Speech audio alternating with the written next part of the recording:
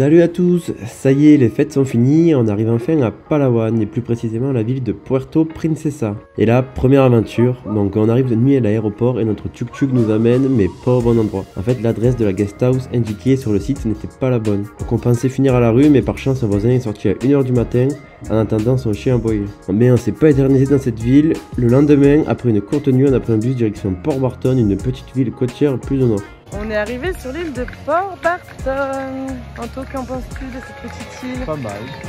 C'est vraiment une petite île de pêcheurs qui a été touchée par le typhon il y a 1 an, donc beaucoup de choses ont été détruites. Mais franchement, on adore. Trop bonne ambiance pour le moment.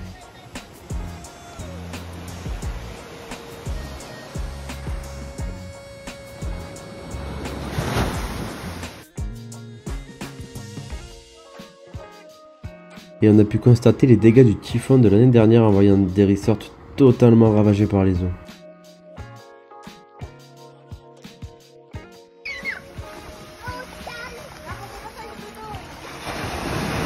Et entre temps, on fait la connaissance de Sarah et Morgan, 2 Français originaires du sud de la France avec qui on s'est directement bien entendu. Et à l'occasion, on est parti boire un coup dans un bar et on a bien ri en voyant les locaux s'amuser.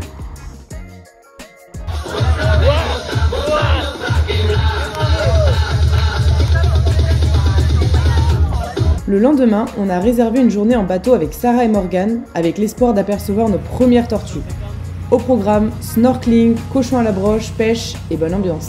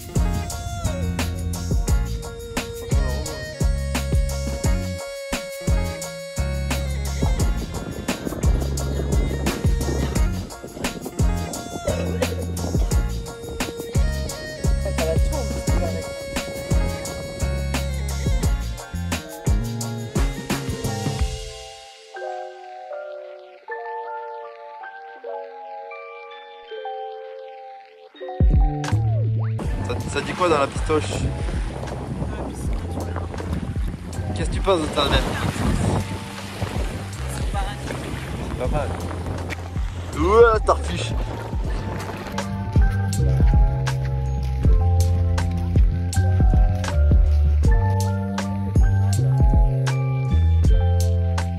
Tu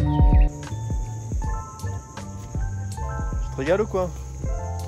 Oh, ton petit pied. Ah, mais tu es belle.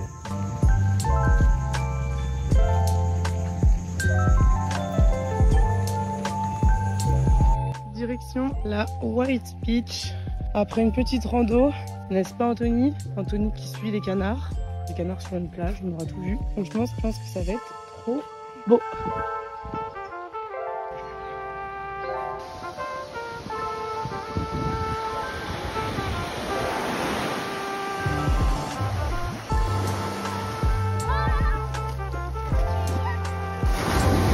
Et on assiste comme chaque soir au match de basket des jeunes du village à côté du marché de Port Barton. Tous les habitants se réunissent pour y manger et certains font même du karaoké.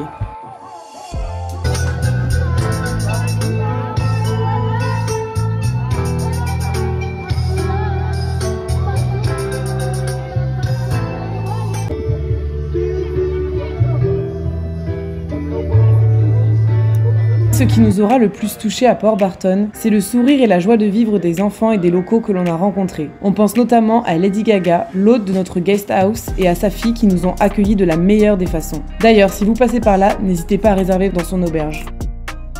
Il est l'heure pour nous de partir direction la ville de El Nido, réputée pour ses plages de sable blanc et ses récifs coralliens.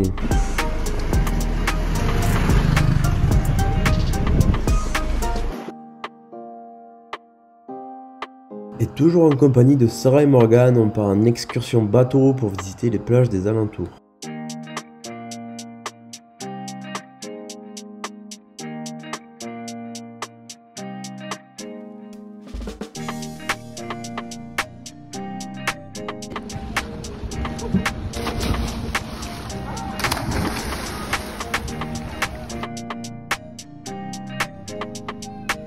Trouvant El Nido un peu trop touristique et pratiquant des tarifs trop élevés, on décide de s'éloigner du centre en prenant un hôtel à 15 minutes de scooter. Mais là, surprise, au moment de récupérer les scooters, le loueur nous indique que notre hôtel est loin, même très loin. Et en regardant de plus près, on s'aperçoit qu'il est à plus de 1h30 de route. Malgré la nuit, on décide quand même de se lancer dans ce périple où on a cru ne jamais arriver. On ne remerciera jamais assez les garçons de s'être trompés d'hôtel lors de la réservation. Voilà les vannes, frérot.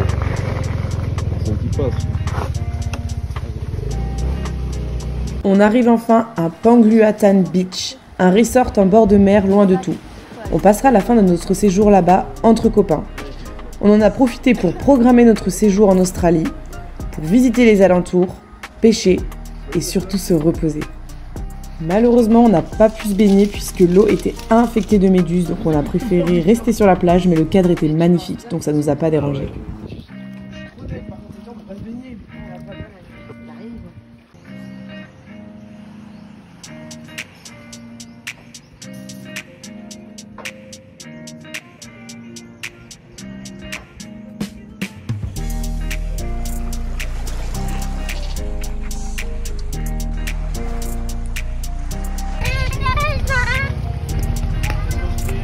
On va voir là-bas.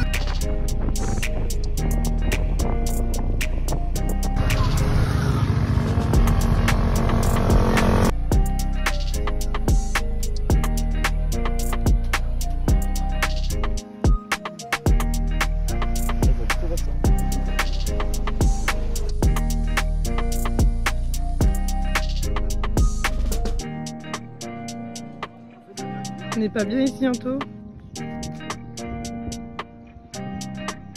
Vidéo.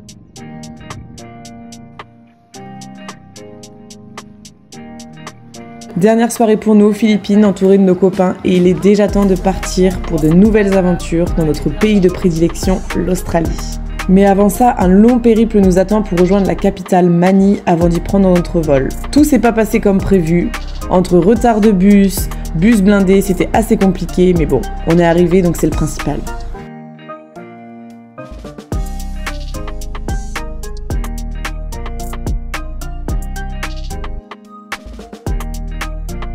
Ce soir on dort dans le conteneur.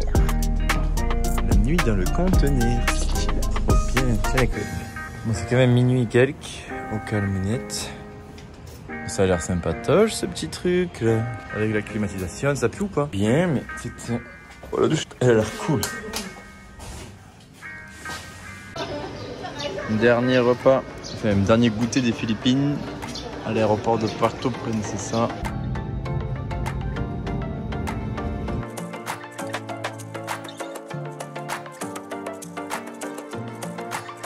On profite d'un dernier repas dans notre fast-food préféré aux Philippines pour faire le bilan.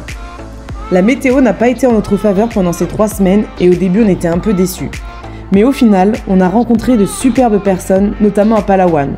On a d'ailleurs eu un gros coup de cœur pour Port Barton et ses habitants. On a un peu moins aimé El Nido, ville trop touristique pour nous, remplie de groupes électrogènes de partout. On aurait d'ailleurs aimé faire le sud de Palawan, notamment Balabac, mais on n'a pas eu le temps. On vous conseille tout de même de visiter les Philippines car c'est vraiment un pays qui vaut le détour.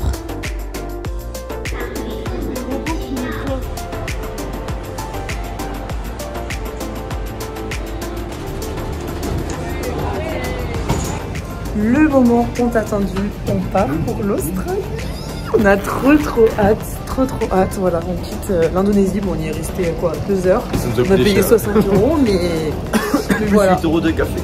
On a trop hâte. Non, mais depuis le temps qu'on attend ça, on retrouve un peu la civilisation. On voit des Australiens. Bref, mais bon, on a trop hâte. À bientôt.